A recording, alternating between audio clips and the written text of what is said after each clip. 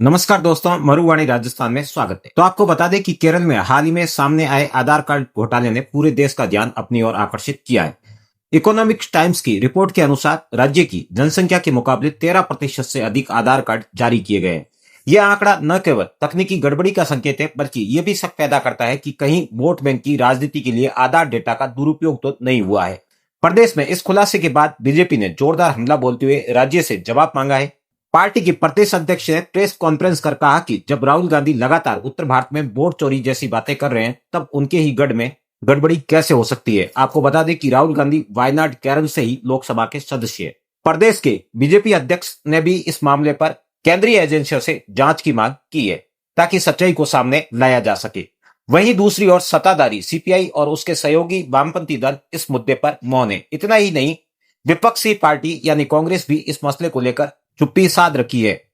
Media का एक हिस्सा भी इस मामले पर चुप्पी साधे हुए है, वहीं दूसरा पक्ष सीमित रिपोर्टिंग कर रहा है, जिससे जनता के बीच भ्रमजाल फैला जा रहा है। ऐसे में कई सवाल पैदा होते हैं, आखिर जहां बीजेपी नहीं पहुंची वहां इतने बड़े घोटाले कौन कर रहा है? क्योंकि देश में हर बार बीजेपी पर घोटाले का आरोप लगाया जाता है, खासतौर से वोट चोरी और फर्जी नाम जोड़ने को लेकर। ऐसे में केरल में इसका फायदा किसको हो रहा है और क्यों इस तरह के नाम जोड़े गए हैं? वहीं ऐसे घपले के चलते देश की लोकतांत्रिक व्यवस्था और लोकतांत्रिक पारदर्शिता पर भी बड़ा प्रहार हो रहा है। मामला सिर्फ एक राज्य तक सीमित नहीं, बल्कि राष्ट्रीय सुरक्षा और चुनावी विश्वसनीयता से भी जुड़ा है। इसलिए जरूरी है कि इस पर निष्पक्ष और व्यापक जांच की जाए।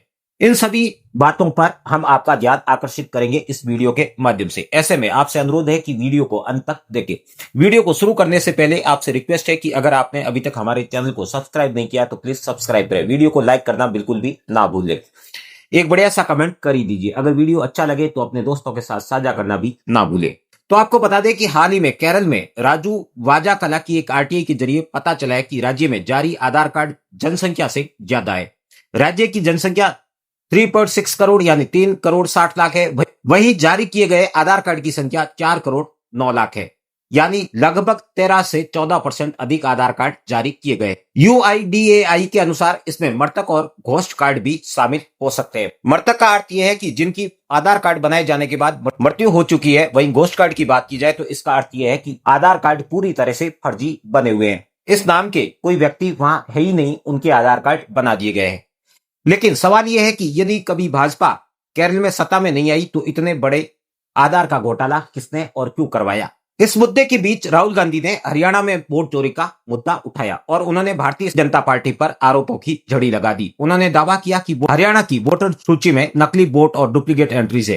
हरियाणा में लगभग 25 लाख वोट्स की अनियमितता का भी उन्होंने जिक्र किया और जिक्र करते हुए कहा कि इसी वोट चोरी के कारण कांग्रेस की हार हुई और भारतीय जनता पार्टी की जीत हुई। किंतु केरल के आधार कार्ड मुद्दे पर उन्होंने एक शब्द तक नहीं बोला, इतना बड़ा खुलासा होने के बावजूद। लेकिन ईसीआई ने इन आरोपों को बेसलेस और बेआधार बताया है, जो राहुल गांधी द्वारा चुनाव आयोग पर आरोप लगाए गए थे, उन आरोपों का जिक्र करते हुए। केरल की सत्ताधारी वामपंथी दलों के साथ कांग्रेस की चुप्पी इस बात पर बड़ा सवाल खड़ा करती है कि जब केरल में आधार घपला सामने आया तो कांग्रेस समेत सभी विपक्षी दलों ने मौन साध लिया। जनसंख्या के मुकाबले आधार कार्ड अधिक होने से असली वोटरों पर प्रभाव पड़ने के बावजूद किसी ने भी स्पष्ट बयान नहीं दिया और न ही इस बात का कटाक्ष किया। क्या ये विपक्ष की कोई रणनीति है या फिर मुद्दे की गंभीरता को नकारा जा रहा है? उनके ही प्रदेश में जब इस तरह के मुद्दे सामने आते हैं तो विपक्ष पूरी तरह से मौन हो जाता है। वो उत्तर भारत के मुद्दे सामने लेकर आता है, जहां बीजेपी का शासन है। केरल में इस घपले के सामने आते ही बीजेपी ने मुद्दे को तुरंत उठाया। राज्य में आधार कार्ड और वोटर लिस्ट के मुद्दे पर सवाल किया, आखिर असली वोट चोरी कौन कर रहा है? बीजेपी का कहना है कि राहुल गांधी जैसे नेता वोट चोरी की बात तो करते हैं, लेकिन विपक्ष मौन क्यों है केरल को लेकर? इससे सवाल उठता है कि क्या ये राष्ट्रीय स्तर पर ईसीआई का समर्थन जरूरी हो गया है या असली स्थिति सामने लाना जरूरी है? राहुल गांधी के आरोपों के बीच जहां देश भर में एक तरफ एसआईआर हो रहा है, उस पर भी राहुल गांधी सवाल उठा रहे हैं, ठीक उस समय जब एक तरफ वह फर्जी वोटर का भी सवाल उठा रहे हैं। ऐसे में उनके सवाल ही विरोधाभासी हो रहे हैं। एक तरफ एसआईआर को गलत बता रहे हैं, वहीं मतदाता सूची को भी गलत बता रहे हैं। ऐसे में मतदाता सूची को बिना एसआईआर के कैसे संशोधित किया जा सकता है, कैसे इसको करेक्ट किया जा सकता है? मतदाता सूची को करेक्ट करने के लिए चुनाव आयोग द्वारा समय समय पर एसआईआर किया जाना जरूरी है, किंतु इस एसआईआर को लेकर भी राहुल गांधी मुद्दे खड़े कर रहे हैं और सवाल उठा रहे हैं। किंतु जब केरल में ऐसा ही घोटाला सामने आता है तो शांति पकड़ लेते हैं।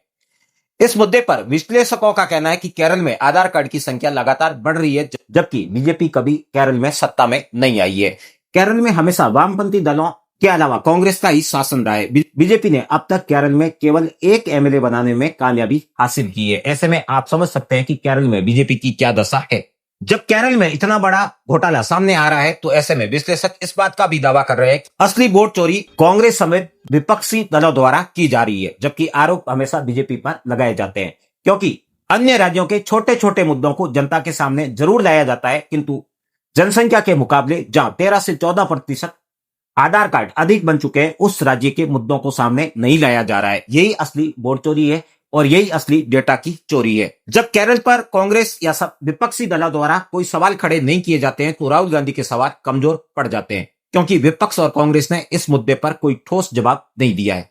विपक्ष द्वारा अपने ही राज्यों में इस तरह के घोटालों पर किसी प्रकार का बयान ना देना चुनावी पारदर्शिता पर सवाल खड़े करता है। विपक्ष की मौन नीति से जनता में सवाल उठ रहे हैं, आखिर कौन असली वोट चोरी कर रहा है? क्या वोट चोरी वास्तव में कांग्रेस द्वारा ही की जा रही है? ऐसे कई सवाल सामने आए हैं। ऐसे में हम आपसे ये जानना चाह रहे हैं कि इस मुद्दे को लेकर आपकी क्या राय है?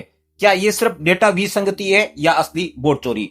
कमेंट में अपनी राय अवश्य दें। वीडियो पसंद आया तो लाइक जरूर करें। फिर मिलते हैं एक नई और रोचक जानकारी के साथ।